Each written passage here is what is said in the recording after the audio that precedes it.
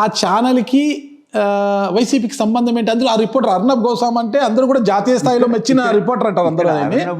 Comment వాడినాడే గానీ అర్నబ్ కి ఏ విధమైన సంబంధం లేదండి.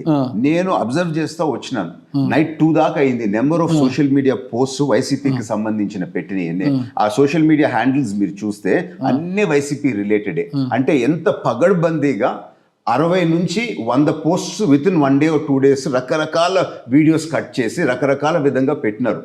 సో సమాజంలో ఒక ప్రజల ప్రతినిధులుగా ఉండి, ఒక పొలిటికల్ పార్టీగా ఉండి ఇంత నీచానికి దిగజారటం కరెక్టా అని చెప్పి నేను ప్రశ్నిస్తా ఉన్నాను. మంచి అనుభవంగా మారిపోయారు మీరు. అది వాళ్ళు వాడుకున్నారు, but I don't care. So నేను ఇంకా ఏ విధంగా చూస్తున్నానంటే 5 రోజులు మా లోకేష్ గారిని జపం చేసి చేసి చేసి చేసి చేసి మమ్మల్ని ఇంకా పాపులర్ చేశారని మాత్రం నేను భావిస్తున్నాను. అయితే ఇక్కడ అర్నబ్ గోస్వామి గారు ఇంకా టీడీపీ ఎప్పుడైతే వాళ్ళు చాలా రిపబ్లిక్ ఛానల్ టీవీ కదా దాన్ని బ్యాన్ చేసిందో, టీడీపీ బ్యాన్ చేయలేదు.